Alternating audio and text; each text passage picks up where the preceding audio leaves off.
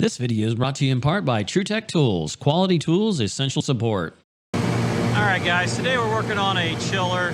This is a production chiller.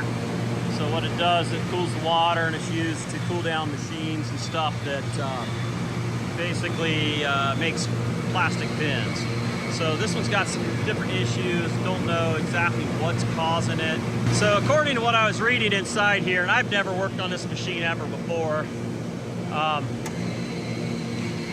somebody wrote in there, superheat of 7 to 11 and holds about 62 pounds, subcooling 10 to 20. So I had subcooling right around 19, but my superheat was running 34 degrees. So I made some adjustments down here on the TXV, the plate heat exchanger. So basically your liquid comes out of this heat exchanger here. This is your condenser coil. This is your pressure regulating valve. So basically what this does, it has pressure ports going to the high side discharge off of the compressor, comes over, comes down to here on the barrel. So what that does is the pressure gets higher and causes these to open up and let more water through. So you've got water coming from the tower in here, goes down, comes out, and goes back up and goes on out. So that goes to towers like that right there. Now, way over there is the actual air coil, which goes to this other chiller I've worked on a couple weeks ago. Never got back to figure out what was going on with it until today. So this one here is a little newer.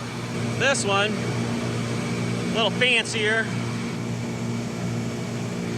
So it's got compressors that were having problems with water, flow sensors, which we've got here. They're more electronic and all fancy like. We've got electronic expansion valves, so that's a little nicer. But these have not been taken care of real wonderfully well. Unfortunately, the maintenance guys are in there so often that they're constantly getting in and out. That's 480 volt. So technically it's running probably about 495 to 500 volt area. But that goes out of here. Once again, another heat exchanger. But this one actually goes outside to an air coil. Problem with this one when I was here at nighttime was that the condenser fans weren't wanting to come on. So something was screwed up in there. This has some small micro relays in there that were acting stupid. Finally, I just gave up, wired the fans to run non-stop, and the other two that were cycling on and off were able to counter the two that were running. So I got to find out if those relays are messed up. So what we got going on here though, like I was saying, this one's a little more primitive. They're only wanting to run about 70 degree water. Not a humongo deal. Pretty easy to hit. Most places, you know, you're running somewhere in the 40s range or 50s. Now, of course, I wanted to see whether or not I had a problem with my filter dryer. So I'm checking my suction temperature here with my superheat to see if I can get a temperature drop across my filter dryer. I was doing it here. You know, they didn't add no pressure ports on the suction side of the compressor. So I have one coming in, and then the only other thing I had was to go off of the oil equalization tube there. And it shows that we're running right in at about 107, and we're running about 110. So 8, 9, 10. We got 3-pound drop. So is that because we're so close to the plates of the compressor? I don't know. I got to go through the book here and look at it a little bit more. Like I said, never worked on it. Don't know what triggers it, what it gets upset about. So I got to look through it. That's what we're working on today so far. So we turn our set point up to 70. I'm hoping that it drops one of the compressors off. Still got to figure out how this thing works. But it appears we got plenty of refrigerant, just mainly this TXV. It's got some issues, probably gummed up. If you look at this sight glass here, how bad it looks.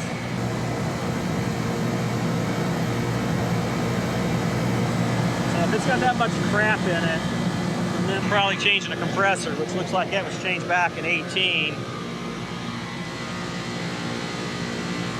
You know, it's very likely they didn't do a very good cleanup. You know, could my suction dryers, are they kind of gummed up? Is my filter dryers here gummed up?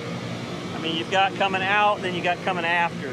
Once again, they didn't put any ports after. I mean, it's such an idiotic design. Why wouldn't you put a pressure port before and after? They didn't do it at all. Stupid. You can valve it off here, and you can let that solenoid hold over there. You hope it's going to hold. So yeah, something else. So here's your contactors down here. Comes up to fuses, distribution power, phase protector, just like the one I worked on last week's video. And then here's your microprocessors that basically turns on the different contactors here and there.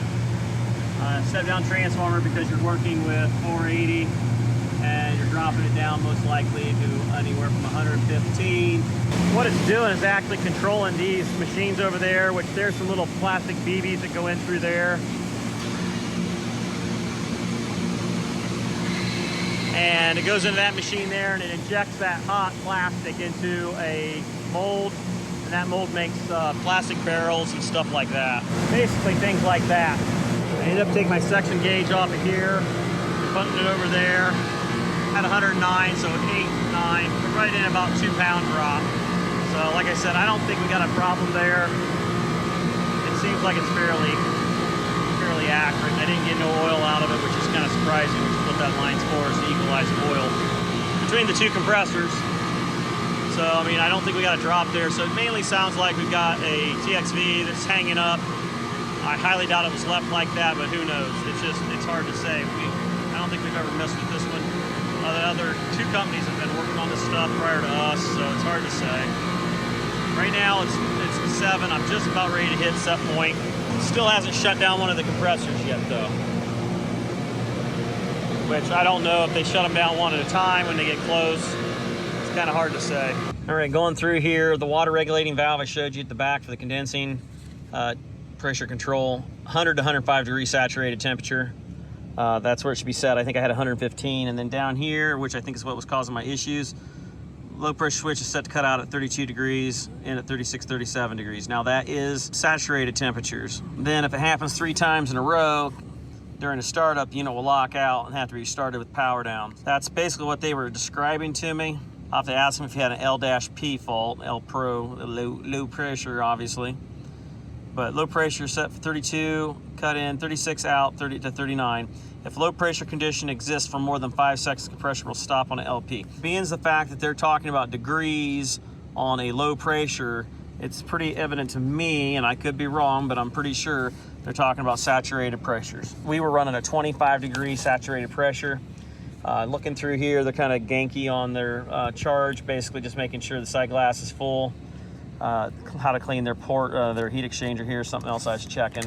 Not a lot more to check, so I think what I'm gonna do is replace that TXV. I'm gonna give them that option. That way when I do that, I can replace the filter dryers, clean up that sight glass a little bit, and then that'll also let me know how my refrigerant levels are. But right now, at least it's staying running on that circuit. I gotta check the other circuit yet. Yeah, here's the low pressure switch settings. About 110 in, about 95 out, which is about what we were seeing. Same there, 95. That's where he said he was having issues at, which we're doing pretty good there. Holding in. Zone 2. Output control 1 and 2 there. I mean, it was at 11 a minute ago. Basically, it looks like it's doing fairly decent. I mean, that helped a lot, but I think we're going to go ahead and call it at that, see if we can't get that TXV, which, we'll leave it up to them. They want to do it, they can do it. If not, whatever. I got to get this other circuit running, see what's going on with that. All right, we're running this one now. We're running about 100 pounds. Circuit 1 and 2, we're running this other one. And when we look at it, pretty accurate. That's what it's going to shut out at. And then you can see sight glass. Sight glass was looking pretty empty earlier. It was flashing pretty good earlier. I don't know. We're gonna have to get it running again, see where our superheat's at. May have to jump it out here on the low pressure switch. Okay, we're gonna jump this thing out until we get it pumped up. At least we had to make sure that the voltage was okay. We're only running 125 on there. This is 480, so like I said, I wanted to make certain that it stepped down like it should be. hard to tell. We'll go ahead and start checking Superheat subcooling, see where we're at on that. So we're doing it off discharge, which ain't the most accurate way of doing it, but to get to the liquid, oh, it's way in there. That's really convenient, you know. So we're gonna do it off discharge. Heck, can tell half the rooftop units are. Suction off of that, which ain't the best place, but you know, it's gonna work. So far, at least our Superheat's more normal. But when that other compressor kicks on, man, she really drops. So either that one compressor's got some issues not pulling down like it should, and then when the other one kicks on, it goes nuts. I ain't sure yet, but subcooling's saying we got enough. So we're on portion A. So we're gonna watch it for a minute and see what we get here. Maybe that TXV's acting stupid too. It's already higher than it's supposed to, but we gotta get both compressors running before we can make sure of that. Yeah, they had half a brain on this one. They put an actual port there so I can check it compared to that. We don't have any drop at all there. As you can see, we're 93 and 93. So we're good on that. However, our evaporator, look at our Superheat there. Our other compressor kicked on. He's not doing so good. Running high Superheat, same thing we have on the other one. Both compressors kick on, she goes nuts. So let's see if we can adjust that. Got our hose back on the discharge. Yeah, look at those temperatures. We're running a 28-degree Superheat. The evaporator's running 16 degrees. That's not cool. Yeah, we got some issues there. Subcooling's a little high. Yeah, we got to do something about that. That thing's clamping off. Gotta make sure we got liquid, but you can't tell if the liquid's full or not. It's really hard to tell. Not very warm. Now we do have a solenoid valve right here. Grab the meter and see if we got a solenoid valve working. All right, solenoid valve. Solenoid valve is powered. I'm sure this other one down here is not. See, that one there should be opening up, dumping hot gas into that to bring that pressure up, but it's not. I don't know how they trigger that. Haven't gotten to that part yet. I am not feeling anything really warm coming through here at all. I can't help but wonder, do we have something going on with our liquid line? Are we plugged up? What's going on here? All right, it's not happy. Probably tripped out on temperature a bit. Says compressor, don't know what that means without looking it up.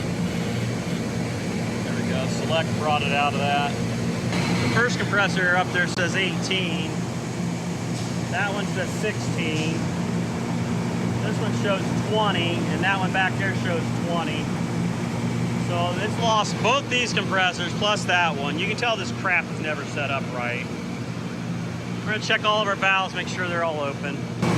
For some reason, I hit the high pressure switch and it started up. However, it's still saying something's going on with the compressor here. It sounds like it's running. Can't read it from here, but I got another gauge on it. Let's see what we're getting over here. Around 340-ish area. Not really warm coming out. About the same either way here on these. So like I said, 340. There's the other one, look at that, jumps up.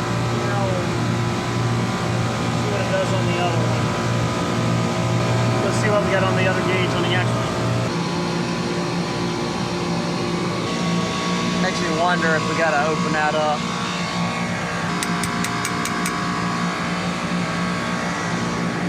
I seen refrigerant going through there earlier, now I don't. All right, we just opened it up a little bit. Superheat's dropping, but suction pressure's not coming up much. I really think that thing's low. I swear I seen that thing flashing earlier. It don't make sense, is our subcooling's fine. We don't have a drop across our dryers. Yet we're running a 15-degree evaporator, that's not gonna fly. Superheat's down to 13. We're gonna add some to it. What I worry about subcooling being high because the valves over there, what they'll do is they'll restrict water flow, which will drive your head pressure up, giving you a false sense that you're charged. It happens on my ice cream machines all the time. This thing holds 68 pounds and I've only added like 2.4 pounds, big whoopie-doo. Yeah, we're running a 125-pound suction now all of a sudden.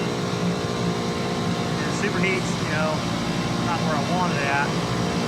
Subcooling's through the roof. Evaporator's high. I can't believe 2 freaking pounds is doing that. We've got something wacko as I'll get out here.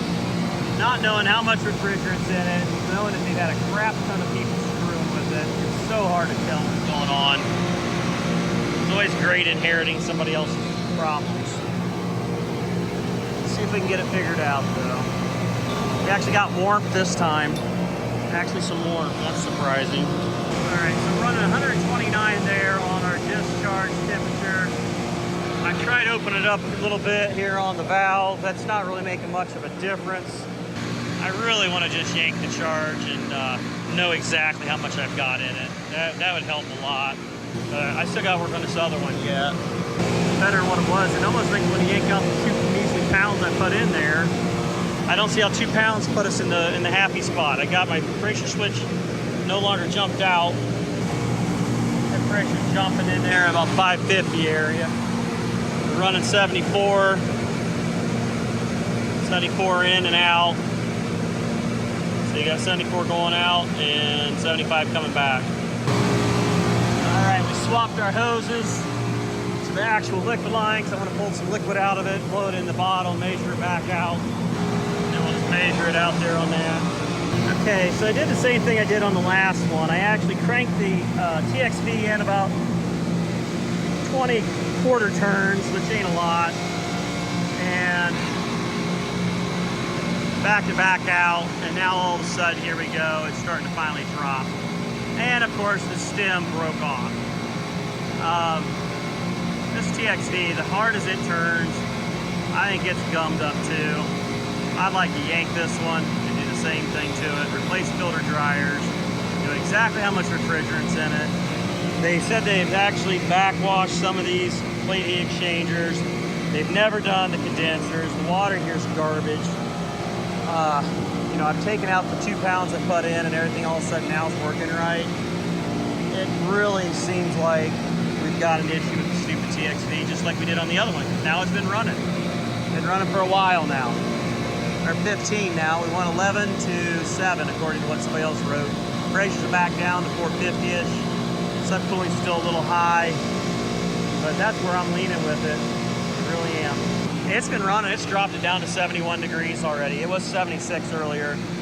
But that little stem piece broke off. I mean, I could probably just pinch it and turn it, but it's freaking shit. It's got problems. All right, so that's what I'm gonna propose to them about where we're at. Like I said, we'll come back, we'll change these filter dryers, the liquid, we'll know exactly how many pounds is in it, get those TXVs changed. They should never be so hard. I mean, you gotta remember, I use a bigger wrench too. This is the 60618. That's a lot bigger than the traditional one, and if it's hard to turn with that, then you've got issues. I was kind of in a hurry, and I think I pulled back like this, and it broke. But either way, it should never been like that. It's working, but I don't trust it. I'm gonna have him continue to run the other circuit. I mean, it's pretty obvious that it was tripping out on low pressure, and now that we're holding in there good at 116, 39 degrees, theoretically we're doing good. What do you do? That's what we're gonna do on this one, so let's go look at this other one. So the other one I gotta work with is this mist down here. I think main issue with this one was the fact the fans just didn't want to, anti-cycle. That flow switch alarm. Circuit 1, circuit 2. That was the last one, evaporator flow switch. Yeah, I think that's what we were having issues with before. And I wrote in here what they needed to do, but unfortunately, the information didn't get to the person that needed to know about it. And here I thought we still needed to order a part. And now look at us. Now we're back here diddle doinking with this. Yeah, they don't probably like that very well. Yeah, so that's a great place to put your newly instructions here that we just finally got.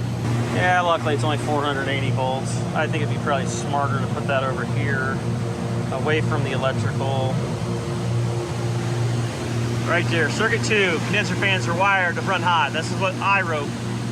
so the next guy would know. Clean flow switches, swapped A to B. Problem followed to B. Replace flow switch on B. I don't think he replaced flow switch on B. Pretty sure he did not. B needed to be changed. So like I said, what I did here is I jumped the bottom to the top just to make them run, get it going. I didn't want to, I stayed till I think 8:30, 9 o'clock that night. We're gonna go ahead and kill that and get these reversed back. We'll see whether or not we can get them to come on like they're supposed to. Gotta keep the door shut. There we go. Okay, so those all came on automatically. So they pulled in, which is interesting because that's what they were doing the last time. I think they weren't pulling in the last time. I don't know what's going on with this stupid thing. The main issue we had before was flow switch, which we're having flow switches again, and we just changed the flow switch. So, I don't know. So, all of them are running now. This was something it wasn't doing the other day. That's actually running, believe it or not. So is this one. This one down here is the ECM motor. It slows down. So obviously they must pull in on their own. See, I kind of made these L for left. So that's what I was looking at. Yeah. Oh, and then you had this hanging there and dangling. Somebody had broke that, and you know, not a good idea. 460 volt, 480, you know, boom! So yeah, that's one of them crappy things that somebody didn't do the job right, broke the bracket, and then just left it lay. So I strapped it in. They need to order a new block. Maintenance can take care of that, but it made it safer than what it was for sure. Fans are running now, so obviously they can undo themselves too. We switched the relays around and it started working okay. I don't know. Well, it looks like fluid flow issues right there. Flow, no. Enabled, that one's not. Now this thing's pretty sweet. You can see how much hot gas you're bypassing. Your electronic expansion valve. Compressor 2B is on, not A. The line solenoid's on. Condenser, fan, condenser 2, all of them are calling right now, it looks like.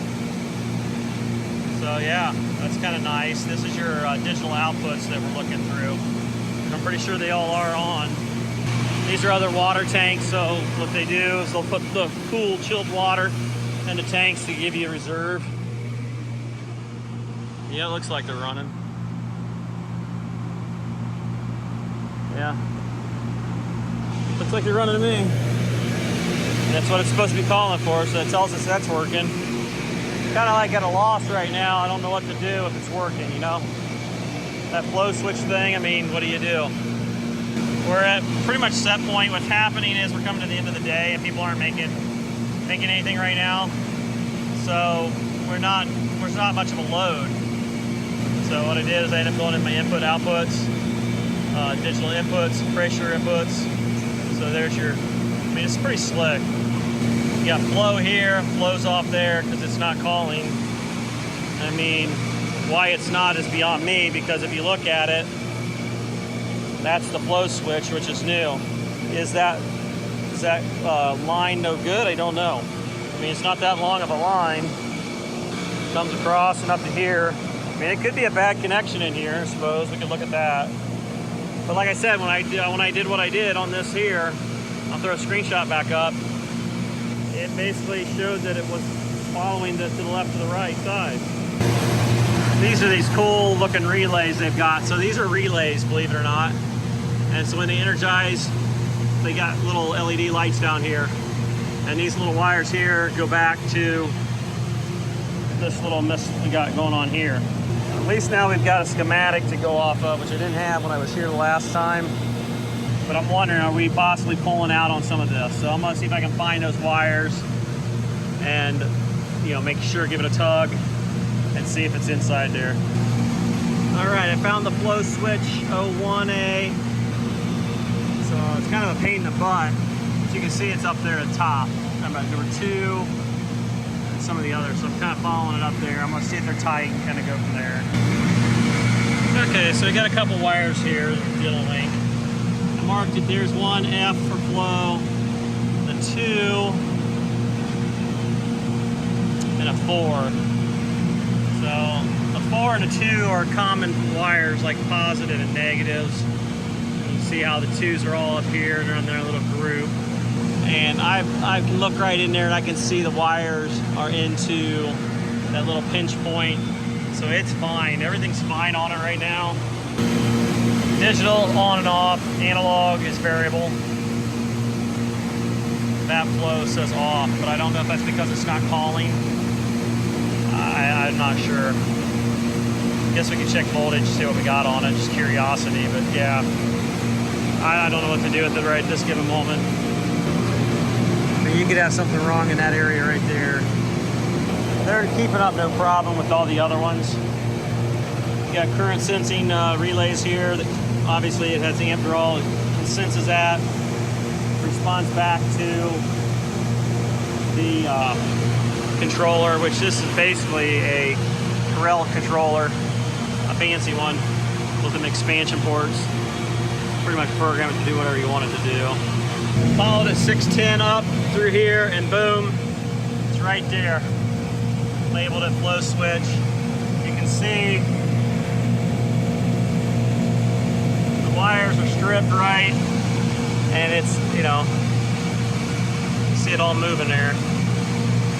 So it's hooked up in there. Just like I figured, 2 and 4 is 24 volts, 8 DC. See the DC right there. I want to keep it nice and hooked to it like I'm supposed to. There you go. Number 2 could be your point, there you go, of reference. So you can come up here to number 610 and see what kind of feedback you're getting, which I'm getting nothing, which is kind of interesting. So let's go down here to 610 and see if we got something down here. Nothing there either, unless that's a negative feedback, so we could go positive. Try positive, see how that does. 610 here like that. Oh, there it is. Okay, so you got negative there. Looks like it's showing up to me. They're backwards. So basically it's a positive, so you need your positive here. I think that's what I said. 4 is positive. Yeah, 4 is positive, so they're using negative feedback. So going to 610, that's why I didn't read anything. 610 gets me 24.94. We got 24.94 here. Boom. I mean, if I can find the other flow switch, which makes me wonder, is it number 2? Yeah, so maybe it's something wrong in the controller. I don't know. Definitely something that needs some help from the factory on that, and you're not going to get a hold of them at 445. I think that's about as much as I can do. I've tried as much as I can to go as far as I can with it. Kind of got to go from there, I guess. I think, you know, it's running. It's got enough capacity to keep up for now. It's been going on for a little while. I think that's going to wrap it up, guys. All right, guys, that's going to wrap that one up. Hope you guys enjoyed the video. It's not everything's 100% known what's going on. Sometimes you got to figure things out as you go. And that's pretty much what we were doing. Just narrowing it down, using common sense and using common practice, what should be done, how to do it, and that's where I came about to where I'm at. I ended up leaving there, just like I said a couple minutes ago, and that other side of the chiller that I'd first worked on that wouldn't run at all was still running. It was cycling 1 and 2 compressors back and forth and not having any problems and not dropping out. So it just further confirms that yes, my TXV is sticking, causing it to starve and lower the suction pressure. When I go back, like I said, I'm going to recover all that. We'll put it into one of those 100-pound cylinders, and we'll weigh it back in. If it's supposed to have 64 pounds, then that's what we'll weigh it back into, and then adjust things based off of that. And then we'll know that everything is at least back to ground 1, ground 0 starting point. And that's just the best way to do it. That's exactly how I do it with like little portable units, whether it's one of those kind of chillers or whatever. Same principles, all the same. So hope you guys enjoyed it. Until next time, catch you on the next one. Later.